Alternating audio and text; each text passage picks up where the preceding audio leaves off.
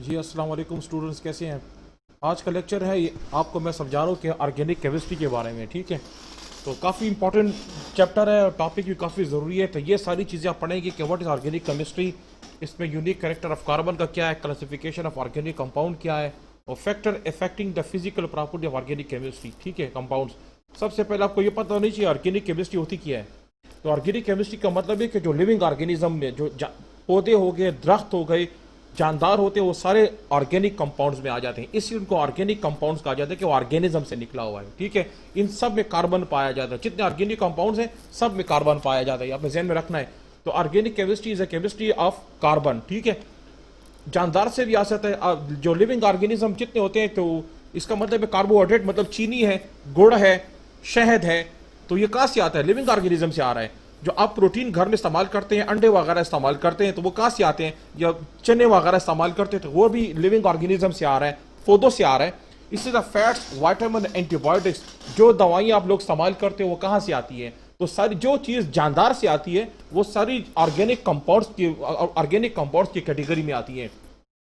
तो ये मिसाल के तौर पर मैं आपको समझाता हूं कि इनकी दूसरी एग्जांपल किस तरह है। फॉर एग्जांपल, ये हमारे पास आप एग्जांपल देख सकते हैं कि जो चीज़ जानदार होती है तो वो सारी ऑर्गेनिक कंपाउंड में आती है। अब ये देखिए, ये प्लास्टिक है ना, तो ये सारी चीज़ें क्या है? ये बेजान है। ठीक है, ये भी बेजान है, ये भी बेजान है। तो ये सारे किस में आ जाते हैं? ये इनऑर्गेनिक में। इन मतलब बेजान, इनऑर्गेनिक कंपाउंड्स। इन ये सारे, क्योंकि इसमें इनमें ग्रोथ नहीं होती, ना ये साइज में बढ़ते हैं, ना ये बच्चे पैदा करते हैं। इस तरह इसका मतलब है जो चीज जिनमें रिप्रोडक्शन नहीं होती, जो जिनमें ग्रोथ नहीं होती, तो वो सारे इनऑर्गेनिक कंपाउंड्स में आ जाते हैं। ठीक है, अब फॉर एग्जांपल हमारे पास ऑर्गेनिक कंपाउंड की कौन कौन सी एग्जांपल्स हैं? यहाँ पे आपको एग्जांपल नजर आ रहा है कि जो एनिमल्स होते हैं, जो एनिमल आपको नजर आ रहे हैं, देखिए एनिमल जी याद है, तो एनिमल प्रोटीन, फैट्स, इसका मतलब ये सारे के सारे आपको जो नजर आ रहे हैं ऑर्गेनिक कंपाउंड है।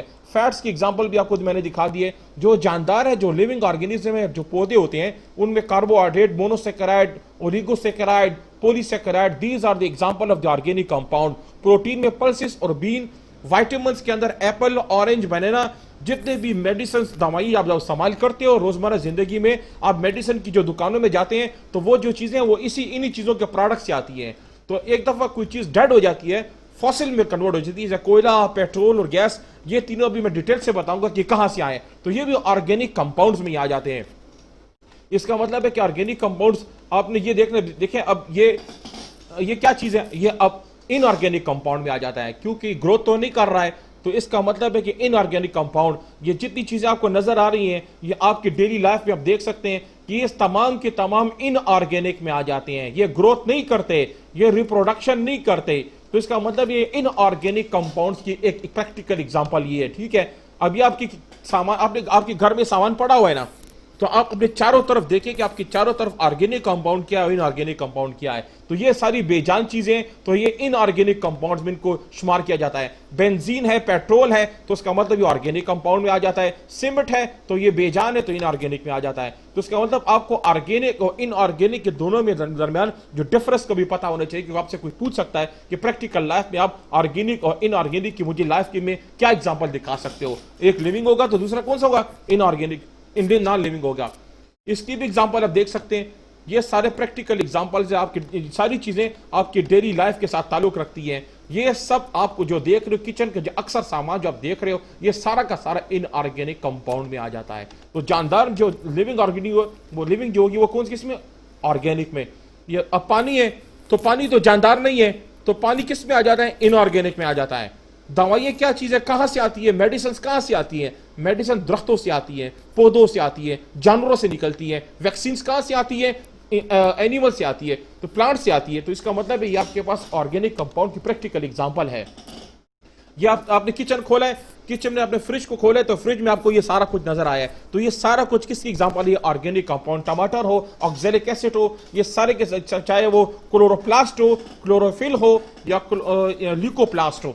ये बायोलॉजी में आपने प्लास्टिक्स की टाइप्स पढ़ी होंगी ना, तो उसमें ये सारी प्रैक्टिकल लाइफ इसकी एग्जांपल है कि हमारे पास ये सारी की सारी ऑर्गेनिक कंपाउंड्स के एग्जांपल्स हैं।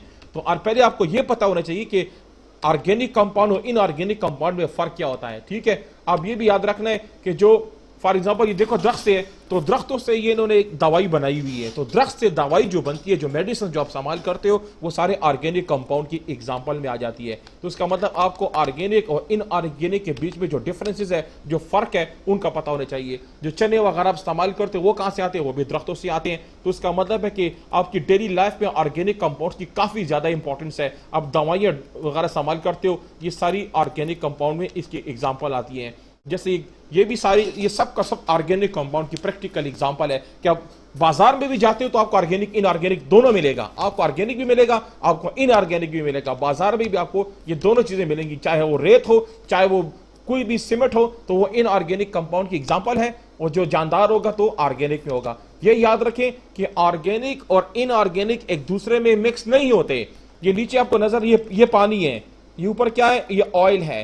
तो ऑयल तो ऑर्गेनिक होता है जो दरख्तों से आता है, जबकि पानी बेजान है।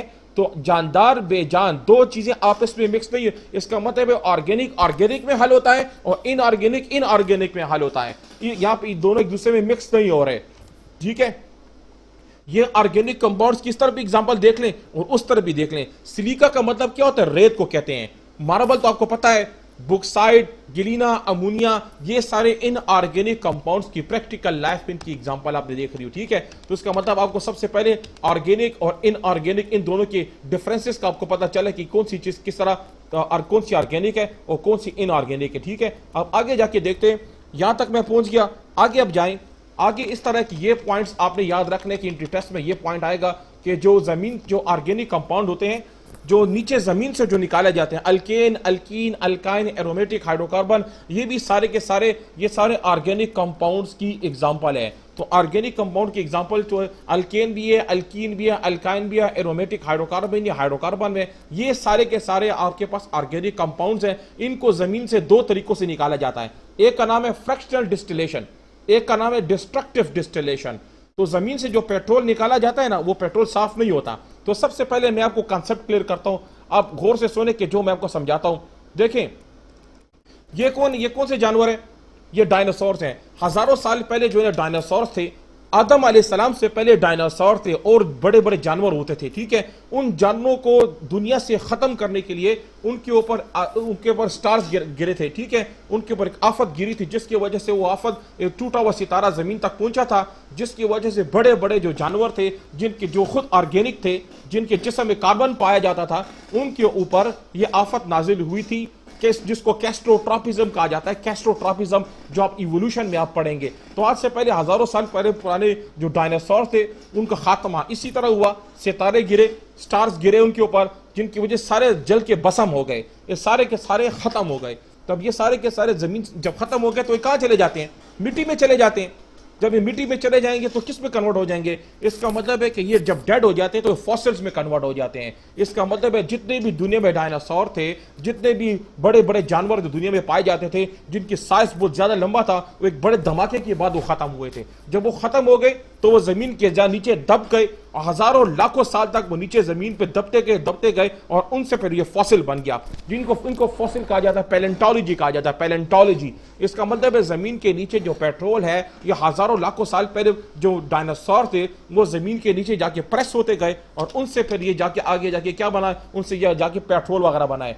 तो ये ऑर्गेनिक कंपाउंड्स, जब भी आप याद रखें कि एनर्जी एक फार्म से दूसरे फार्म में कन्वर्ट होती है, लेकिन एनर्जी कभी खत्म नहीं होती। अब देखिए फॉर एग्जांपल, हम रोजमर्रा जिंदगी जो एनर्जी कहां से आती है, आपको यह ना चाहिए कि एनर्जी कहां से आती है।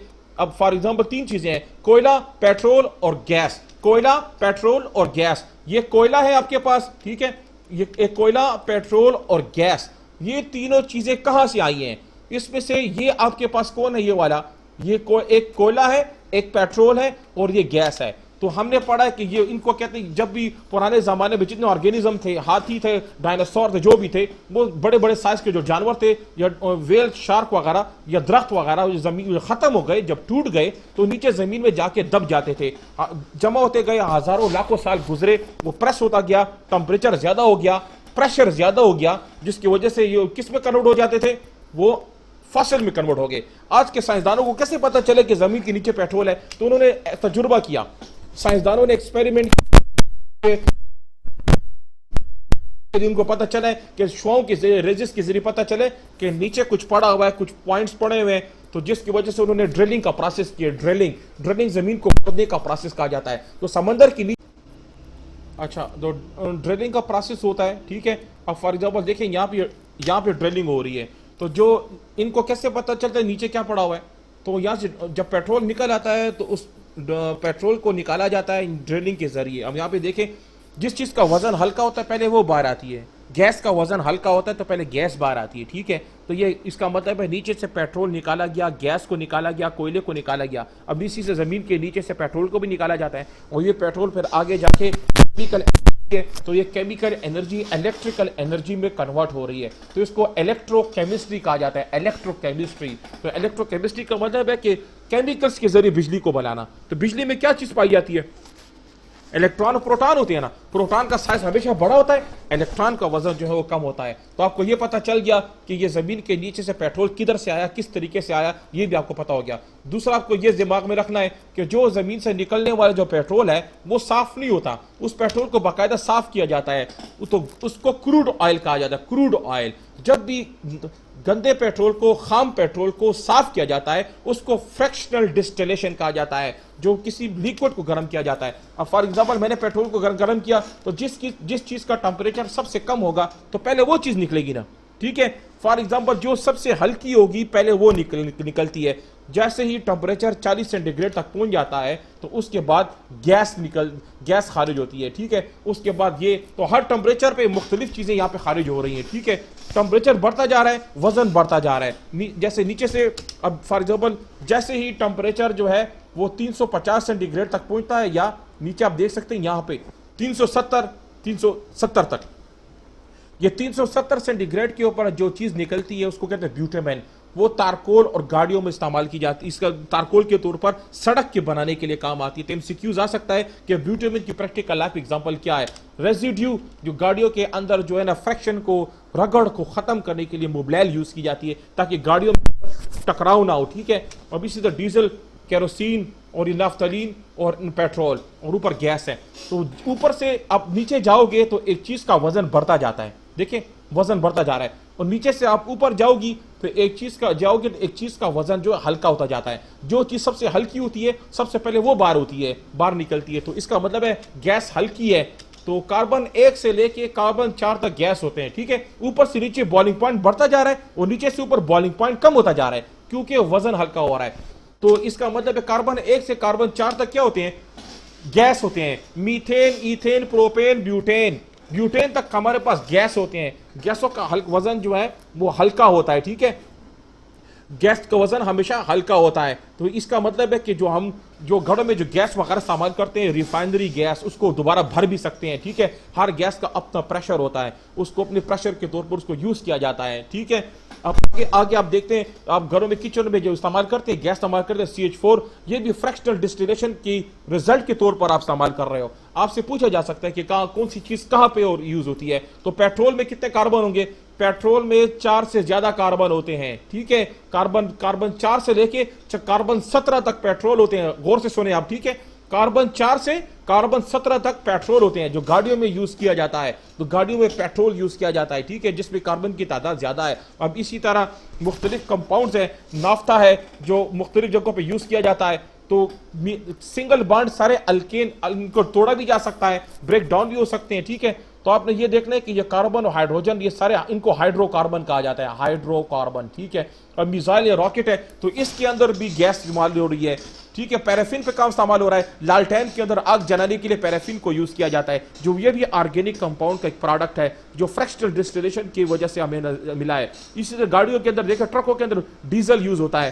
तो जो जितनी भी आपने सीएनजी का नाम सुना, सीएनजी क्या मतलब है? सीएनजी का कंप्रेस नेचुरल गैस। ये गैसों को जब कंप्रेस किया जाता है तो वो आग पकड़ते हैं। देखो ये कंप्रेस हुए कि नहीं, आग पर। तो इसका मतलब है कि सीएनजी कंप्रेस नेचुरल गैस।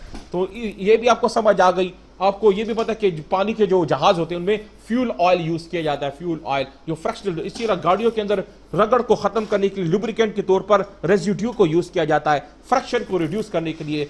इसी तरह लकड़ियों को ये फर्नीचर के सामान के लिए गीलू और एल्फी जो होती है वो भी इसका प्रोडक्ट है, वैक्सेस वगैरह जो हम इस्तेमाल करते हैं वो भी इसका प्रोडक्ट है। तो इसी तरह रेजिड्यू है, ब्यूटामिन है। तो ये तो आप सारा आपको समझ आए कि सड़क जो बनती है, सड़क में कौन सी प्रोडक्ट पड़ा होता है। इंट्रीटेस्ट में ईटा में आपके सामने आएगा कि ब्यूटामिन की प्रैक्टिकल लाइफ में क्या एग्जांपल है। तो ये सड़क जो है इसकी प्रैक्टिकल एग्जांपल है, आपको समझ आ गई। तो इसका मतलब है आपको ब्यूटामिन के बारे में भी समझ आ गई और इसकी रेजिड्यू के बारे में भी आपको क्लियर समझ आ गई है। अच्छा, दूसरा, अब आपको फ्रैक्शनल डिस्टिलेशन के बारे में सारा समझ आ गई कि फ्रैक्शनल डिस्टिलेशन क्या होता है। इसका मतलब है फ्रैक्शनल डिस्टिलेशन का मतलब होता है किसी लिक्विड को गर्म करके इन चीजों को हासिल करना, ठीक है। और डिस्ट्रक्टिव डिस्टिलेशन का मतलब है कि किसी सॉलिड को गर्म करो, सॉलिड को इतना गर्म करो कि उससे ये सारी चीजें निकल आए। फ्रैक्शनल डिस्टिलेशन हमेशा लिक्विड के लिए, पेट्रोल के लिए यूज किया जाता है, जबकि डिस्ट्रक्टिव डिस्टिलेशन ये किसी सॉलिड के लिए, सख्त चीज के लिए यूज किया जाता है। तो इसकी प्रैक्टिकल एग्जांपल में क्या एग्जांपल है? तो फॉर एग्जांपल आप जब गर्म करते हो किसको, कोयले को, ये इस पर आपको समझ आ रही है।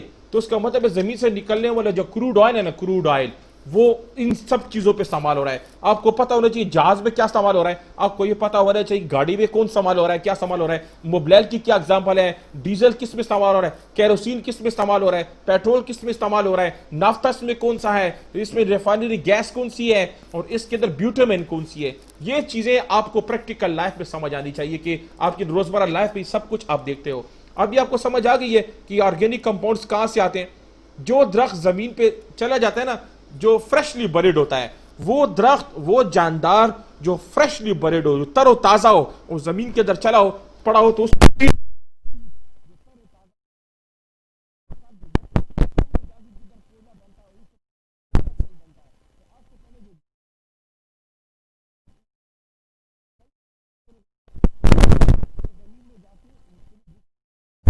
ऑर्गेनिक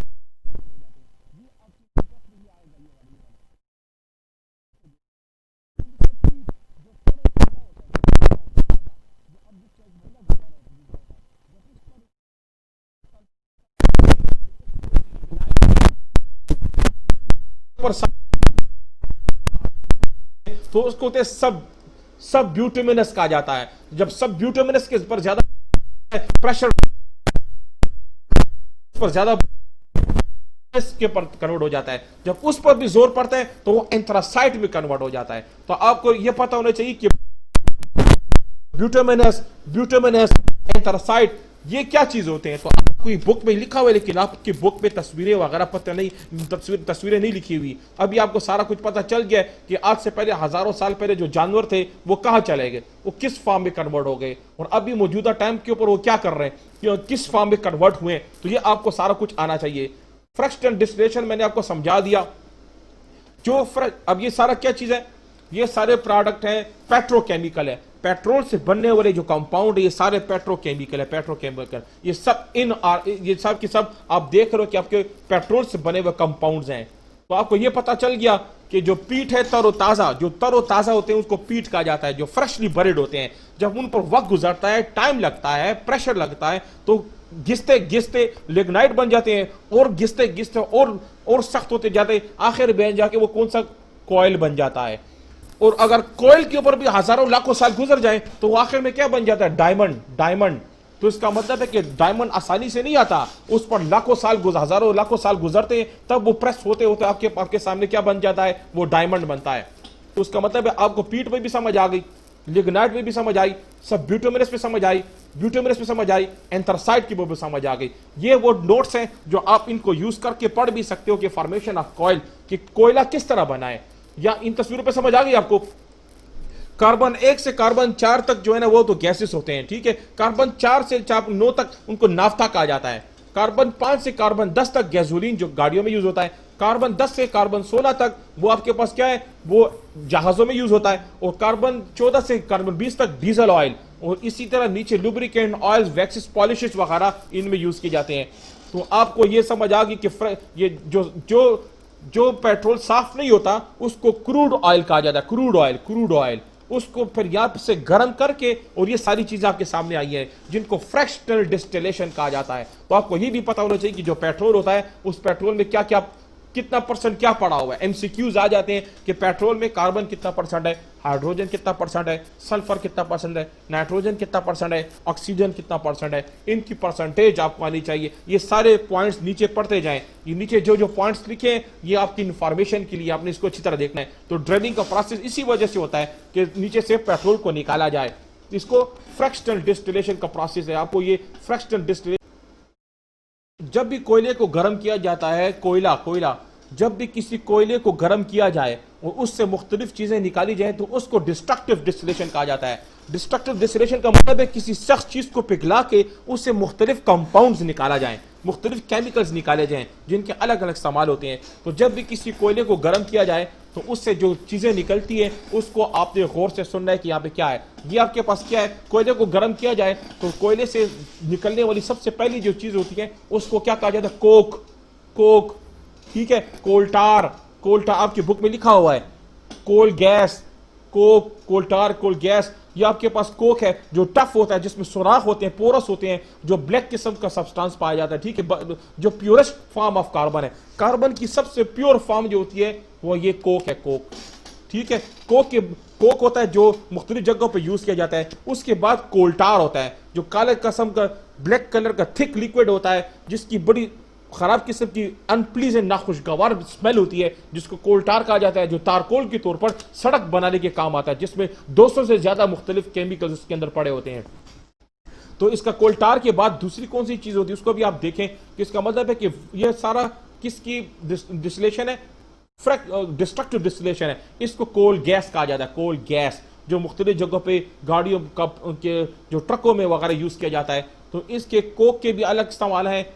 कोक का इस्तेमाल क्या है, ईंधन के तौर पर ये इस्तेमाल किया जाता है, स्टील को बनाने के काम आता है, स्टील को पिघलाने के लिए काम आ जाता है, मेटल्स को, धातु को, लोहे को बनाने में काम आ जाता है। अब इसी तरह जो मुख्तलिफ किस्म के प्रोडक्ट्स हैं इससे बनाई जाती है। इससे कोक से कोल्टार बनाई जाती है, कोल्टार जिसको तारकोल कहा जाता है। इससे काले रंग का कपड़े बनाने के लिए, इसी तरह मेडिसिन बनाने के लिए, एक्सप्लोसिव धमाकाखेज मवाद बनाने के लिए, परफ्यूम्स बनाने के लिए, और इसी तरह प्लास्टिक बनाने के लिए यही चीजें इस्तेमाल की जाती हैं। पेंट बनाने के लिए ये कोल्टार यूज किया जाता है। आपका लैपटॉप है, आपका कंप्यूटर है, आपके हाथ में जो मोबाइल है, इसकी जो स्क्रीन है, उसके सारा कुछ कहां से बना है, ये फोटोग्राफिक मटेरियल जो इसी से बनता है। छत बनाने के लिए भी काम आता है। तो इसका मतलब यहाँ पे नाफ्तरीन बाल्स, ये मुख्तलिफ जगह केमिकल्स हैं, ये भी यूज होते हैं। तो ये सारे कहाँ यूज होते हैं, कारखानों में, फैक्ट्रीज में इनको यूज किया जाता है, कोल गैस को, कोल्टार को और कोक को यूज किया जाता है, ठीक है। अब इसका मतलब है आपको कोल के बारे में तो समझ आ गई कि कोक का इस्तेमाल किया जाता है। तो इसके एमसीक्यूज भी आपने याद रखने हैं कि फॉर एग्जाम्पल मैं इसको जूम करके दिखाता हूं, ये डेफिनेशन आपने याद रखनी है, ये वाली, ये सारी डेफिनेशन है। डिस्ट्रक्टिव डिस्टिलेशन ऑफ कॉइल का मतलब ये होता है कि वो प्रोसेस की जिसमें हम हीट करते हैं कॉम्प्लेक्स सब्सटेंस को, कोयले को, जैसे कोयल को हम गर्म करते हैं, उसको ऑक्सीजन प्रोवाइड करते हैं तो वो ब्रेक डाउन हो जाता है, वो टूट जाता है, उससे छोटे छोटे पार्टिकल्स बनते हैं, मुख्तलिफ कंपाउंड बनते हैं। तकरीबन 1000 सेंटीग्रेड इसको दिया जाता है, या in the absence of the air, हवा की मौजूदगी में या गैर मौजूदगी में, दो अलग किस्म के तजुर्बे किए जाते हैं। तो इसका मतलब है आपको कोल्टार के बारे में देखिए, ये कोयल है ना, तो ईंधन के तौर पर लोहे को पिघलाने के लिए यूज किया जाता है, लोहे को पिघलाने के लिए। अमोनिया लीक्वर, इसका मतलब है कि जो आपके घर में जो वॉशरूम है उसको उसमें भी सफाई के लिए यूज किया जाता है। ये कोल्टार की डेफिनेशंस लिखी हुई है, वो कहां पे यूज होता है, इसी को आप कॉपी के और नोट कर सकते हैं। तो ये डिस्ट्रक्टिव डिस्टिलेशन की एग्जांपल है। ये अमोनिया का लीक्वर है जो कहां पे यूज होता है, वॉशरूम में सफाई के लिए यूज किया जाता है। ये अमोनिया का लिक्विड की प्रैक्टिकल लाइफ एग्जांपल है। आपकी बुक में, आपके गाइड में ये चीजें नहीं है जो मैं आपको दिखा रहा हूं। ये चीज इसलिए कॉन्सेप्ट को अपना क्लियर करें कि एंथ्रासाइड की शक्ल किस तरह है, ब्यूटामिन की शक्ल किस तरह है, पीट की शक्ल किस तरह है, लिग्नाइट की शक्ल किस तरह है, कौन सा फ्रेशली बर्ड है और कौन सा साफ सुथरा नजर आता है, ठीक है। तो आपको मैंने ये सारी एग्जांपल समझा दी है। तो आपने ये भी याद रखना है कि ये कोयला जो है ना, कोयला, इसकी जो दूसरी एग्जांपल आपने ये फिजर ट्रॉप पेपर, ये पेपर में आता है, फिजर ट्रॉप रिएक्शन, फिजर ट्रॉप्स, ठीक है। ये मैं आपको दिखाता हूं, यहां पे लिखा है कि एक कोयले को पेट्रोल में चेंज करने के लिए फिजर ट्रॉप प्रोसेस यूज किया जाता है। फिजर ट्रॉप प्रोसेस का मतलब ये होता है कि कार्बन को लिया जाए जो रेड हॉट कार्बन हो, ऐसा कार्बन हो जो रेड हॉट हो, बहुत गर्म हो, ठीक है। उसको पानी के भाप के साथ मिक्स किया जाता है, ठीक है, और उससे वाटर गैस बनाया जाता है। फिर इस वाटर गैस को भी यूज किया जाता है। तो जो जो कार्बन मोनोऑक्साइड होता है, इससे जो गैस निकलती है कार्बन मोनोऑक्साइड, और CN+1H2, ये वो फार्मूला है। इस फार्मूले के साथ कार्बन मोनोऑक्साइड को मिक्स करके और मुख्तलिफ कैटलिस्ट को इस्तेमाल करके, प्रेशर दे के, टेम्परेचर दे के, और उससे हमारे पास पेट्रोल बनता है। तो उसका मतलब कोयला जो है ना, कोयले को हम इस रिएक्शंस के जरिए हम बना सकते हैं। ये रिएक्शन आपने सारा जुबानी याद रखना है, ठीक है। इसका मतलब है रेड हॉट कोयला लिया, उस कोयले को हमने पानी में डाला या उसको भाप में से पास किया, जिसकी वजह से वो वाटर गैस में कन्वर्ट हुआ। एमसीक्यूज आएगा, ये वाटर गैस का फार्मूला है, वाटर गैस का फार्मूला याद रखना है। वाटर गैस में कन्वर्ट हुआ, उसके बाद कार्बन मोनोऑक्साइड, एन मतलब लातादाद, कार्बन मोनोऑक्साइड को लिया जाता है और 2N+1H2 इसको लिया जाता है। ये फार्मूले को यूज करके, कैटलिस्ट को इस्तेमाल करके, इससे आपके पास CnH2n+2 हमारे पास बनता है। फिर इसी अल्केन की हम फ्रैक्शनल डिस्टिलेशन करते हैं, जो अभी मैंने पीछे आपको वीडियो दिखाई है, फ्रैक्शनल डिस्टिलेशन में समझाया हुआ है, उससे आपके पास ये पेट्रोल बनता है। तो आपने ये देखना है कि ये फिशर ट्रॉप रिएक्शन जो है, इसकी एग्जांपल क्या है। देखिए ये कोयला है ना, कोयला, फिशर ट्रॉप रिएक्शन का मतलब कि कोयले को बायोमास के साथ, बायोमास मतलब घास वगैरह, घास, कोई ऑर्गेनिक कंपाउंड, घास हो जाए, कोयला हो जाए, नेचुरल गैस हो जाए, इन तीनों चीजों को मिक्स करके और दूसरी वाटर गैस को इस्तेमाल करके, वाटर गैस को, ठीक है, नेचुरल गैस को और कोयले को और बायोमास को, इन सब को इस्तेमाल करके फैक्ट्री में लाके उनको मिक्सअप करके, और उससे जो जो पेट्रोल बनता है वो आगे जाके इन जगहों पे यूज होता है। बात कोई जैसे जहाज में केरोसिन यूज होगा, जिस तरह शिप्स वगैरह में डीजल ऑयल इस्तेमाल होगा, और इसी तरह नीचे गाड़ी में पेट्रोल यूज होगा। ये फिशर ट्रॉप्स रिएक्शन के एग्जांपल आपने याद रखनी, काफी ज्यादा इंपॉर्टेंट है। और जबकि इसकी डेफिनेशन भी आप देख सकते हैं, जो चीज मुकम्मल तैयार हो जाती है उसको टोटल सिंथेसिस कहा जाता है।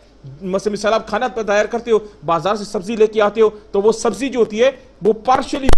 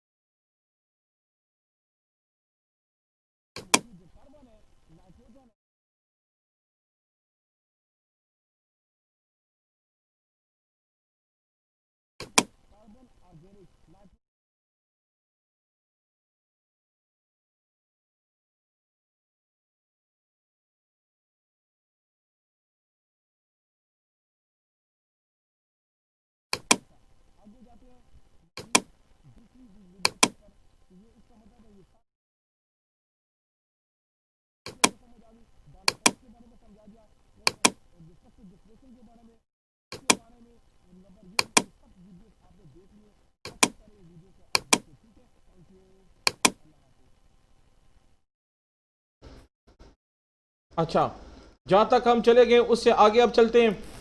जितना तक मैंने आपको समझाया कि फ्रस्ट्रेटेड डिस्टिलेशन, डिस्ट्रक्टिव डिस्टिलेशन के ऊपर भी मैंने आपको समझा दिया। ठीक है, पुराने ज़माने में ये समझा जाता था कि केमिस्ट्री जो है ना, ऑर्गेनिक कंपाउंड सिर्फ जानदार से हासिल होती है और इनऑर्गेनिक जो होता है वो बेजान में पाई जाती है।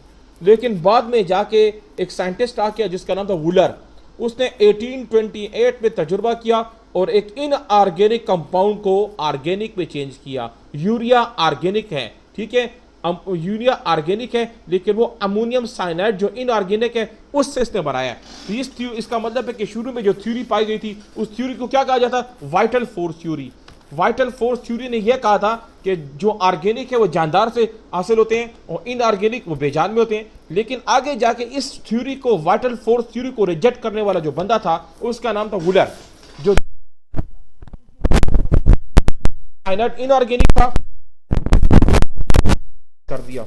जो वो थ्योरी रिजेक्ट हो गई, वो बात जाया हो गई कि जरूरी नहीं है कि सारे ऑर्गेनिक कंपाउंड जानदार से ही हासिल हों। ठीक है, carbon carbon, nitrogen nitrogen, oxygen, ये पूरी केमिस्ट्री में ये तीन एलिमेंट है कि जो आपस में बॉन्ड्स बनाते हैं और लंबा चेन बनाते हैं। तो इनको कहते हैं कैटिनेशन, ये लंबा चेन बनाना, अल्केन, अल्कीन, अल्काइन, ये लंबा चेन बनाने की सलाहियत रखते हैं। इनके अपने जितने भी ऑर्गेनिक कंपाउंड्स होते हैं उनका अपना फंक्शनल ग्रुप होता है। फंक्शनल ग्रुप होता है कि फंक्शनल ग्रुप का मतलब होता है कि मुख्तलिफ एटम्स का ग्रुप बनना। अगर मैं आपको कहता हूं चीनी, शुगर, C6H12O6, तो फंक्शनल ग्रुप क्या है चीनी का? Carbon, hydrogen, oxygen. ठीक है, अगर मैं आपको यह कहता हूं कि प्रोटीन, तो उसका फंक्शनल ग्रुप क्या है? उसके बंदे कौन है? कौन कौन से बंदे? Carbon, hydrogen, oxygen, nitrogen. ठीक है, अगर मैं आपको कहता हूं कि लिपिड, तो उसका फंक्शनल ग्रुप क्या है? उस पे कितने बंदे हैं? Carbon, hydrogen, oxygen, nitrogen, sulphur. Functional group का मतलब है कि ग्रुप एंड एलिमेंट्स का ग्रुप जो मिलजुल के एक चीज बनाते हैं उसको फंक्शनल ग्रुप कहा जाता है। होमोलोगस सीरीज का ये मतलब ये होता है कि मिसाल के देखो, ये देखें, methane, ethane, propane, butane, methane, ethane, propane, butane, इन सब में किस चीज का फर्क आ रहा है? एक कार्बन का, दो हाइड्रोजन का, एक कार्बन का, दो हाइड्रोजन का। तो एक कार्बन और दो हाइड्रोजन का जो डिफरेंस पाया जाता है इसको होमोलोगस सीरीज कहा जाता है। ये आप देखें, ये मीथेन है तो मीथेन को इस तरह भी लिखा जा सकता है, ऐसे भी लिखा जा सकता है, ऐसे भी। ठीक है, इसी तरह इथेन, प्रोपेन, ब्यूटेन इनकी एग्जांपल हैं। होमोलोगस अल्केन, अल्कीन, अल्काइन के ऊपर तो मैंने आपको समझा दिया। ये याद रखिए, जितना चेन बड़ा होगा उतना उसका वजन भी ज्यादा होगा।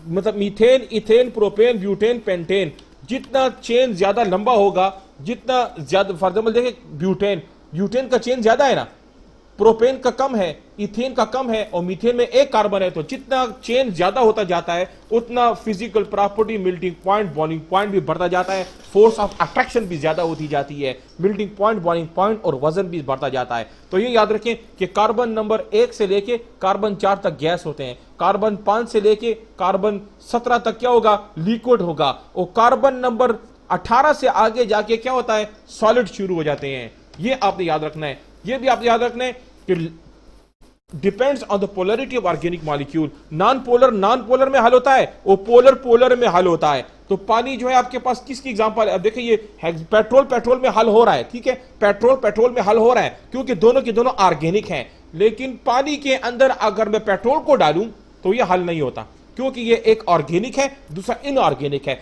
हेक्सेन मतलब ऑर्गेनिक है, जबकि पानी क्या है? वो इनऑर्गेनिक है।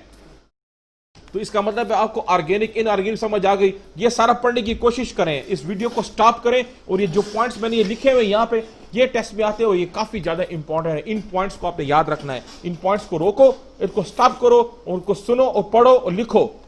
ठीक है, ये सारे पॉइंट्स आपने पास लिखने अपने। मेल्टिंग पॉइंट, बॉइलिंग पॉइंट के बारे में, और ये जितने भी ऑर्गेनिक कंपाउंड्स उनके नाम है। अल्केन का जनरल फार्मूला है, फंक्शनल ग्रुप भी है और सामने उसके आयुपेक भी है। अभी मैं इसके ऊपर डिटेल रिएक्शन करने का तरीका आपको दिखाऊंगा कि रिएक्शन होता किस तरह है। पूरा केमिस्ट्री में रिएक्शन कैसे किए जाते हैं, ये जितने भी फंक्शनल ग्रुप हैं, आप ये फार्मूले याद करने की कोशिश करें। मेरा अगला लेक्चर जो उसमें नीचे देखोगे उसमें आपको मैं रिएक्शन करने का तरीका दिखाऊंगा कि ये कीटोन क्या है, कार्बोक्सिलिक एसिड क्या है, ये एमाइन क्या है, ये नाइट्रिल क्या है, ये एस्टर क्या है, ये एमाइड क्या है। आप सिर्फ इनके जनरल फार्मूला याद करें, ठीक है। जनरल फार्मूला आपने याद कर दिया तो बाकी काम आपके लिए आसान हो जाएगा। तो इसका मतलब आपको जनरल फार्मूले भी समझ आ गए, वो भी आपने देख लिए। ये देखिए ऑर्गेनिक कंपाउंड, आपको ये आना पता होना चाहिए कि जितने भी ऑर्गेनिक कंपाउंड उनमें कार्बन पाया जाता है, उनमें कोवेलेंट बॉन्ड पाया जाता है, उनका मेल्टिंग पॉइंट बॉइलिंग पॉइंट कम होता है, ये आग पकड़ते हैं, ये सिर्फ नॉन पोलर में हल होते हैं, ठीक है। कार्बन, हाइड्रोजन, नाइट्रोजन, ऑक्सीजन, ये आपके पास ऑर्गेनिक कंपाउंड की एग्जांपल दिखाई जा रही है। फंक्शनल ग्रुप क्या चीज होता है, एक जो सिंगल बॉन्ड होता है उसको अल्केन कहा जाता है, जो डबल बॉन्ड जहां पे आए वो अल्कीन होता है, जहां पे ट्रिपल बॉन्ड आ जाए तो वो अल्काइन होता है, ट्रिपल बॉन्ड अल्काइन होता है। और अगर साइक्लिक फॉर्म में कुछ चीज मौजूद है उसको एरोमेटिक हाइड्रोकार्बन कहा जाता है, जिसमें एक अगर कुछ साइक्लिक फॉर्म में, जैसे ये एरोमा, ये नीचे आपको नजर आ रहा है नहीं है, इसको एरोमेटिक कहा जाता है। इसमें एक सिंगल बॉन्ड है, एक डबल बॉन्ड है, एक सिंगल बॉन्ड है, एक डबल बॉन्ड है। एरोमा मतलब खुशबू को कहा जाता है, परफ्यूम को कहा जाता है। तो ये कार्बन का अल्केन है, तो ये कार्बन दरमियान में देखिए CH4, तो CH4 को लिखने के 4 तरीके हैं, 4 शक्लों में पाया जा रहा है, 4 शक्लों में। इथेन देखें, इथेन 4 शक्लों में पाया जा रहा है, इथेन गौर से देखें, C2H6 4 मुख्तलिफ शक्लें आप देख रही हो, ये इथेन का शक्ल है, इथेन इस तरह पाया जाता है। तो आपको इसी तरह पता होना चाहिए, ऊपर से हम नीचे जाते हैं तो वजन बढ़ता जाता है, वापस ऊपर जाते हैं तो वजन कम हो जाता है। आप ये भूल जाए कि आप ये छोड़ दें कि ये स्ट्रक्चर किस तरह बना है, ये आप मेरे अगले वाले लेक्चर में, मेरी वीडियो वाले लेक्चर में देखेंगे कि ये CH4 कैसे होता है और ये शक्लें किस तरह बनती हैं। आप सिर्फ ये देखिए कि कार्बन 1 से लेके कार्बन 10 तक वजन बढ़ता जाता है, मास बढ़ता जाता है, मेल्टिंग पॉइंट, बॉइलिंग पॉइंट बढ़ता जाता है, ठीक है। बाकी ये साइक्लो, अगर गोल अगर ब्यूटेन है, 4 कार्बन है गोल दायरे में, तो उसको साइक्लोब्यूटेन कहा जाता है। अगर ऐसे होगा साइक्लोपेंटेन होगा, अगर इस तरह इसको लिखा जाए तो साइक्लोहेक्सेन है। तो आपको ये प्रॉपर्टी समझा दिए। एरोमेटिक हाइड्रोकार्बन के बारे में आपने ये सारा याद रखना है कि ये शक्लें जो है ये नीचे, ये आप डिटेल में पढ़ोगे ऑर्गेनिक कंपाउंड्स के बारे में। ये जब ऑर्गेनिक एरोमेटिक कंपाउंड्स के बारे में आपको पढ़ाऊंगा तो आपने ये सब याद रखना है कि CH3 और बेंजीन के साथ शक्ल हो तो टॉल्यून उसको कहा जाता है, OH अगर बेंजीन के साथ अटैच उसको फिनोल कहा जाता है, ठीक है। ये अब सारा कवर कर लें तो बाकी आसान है, ठीक है, यहां तक काफी है।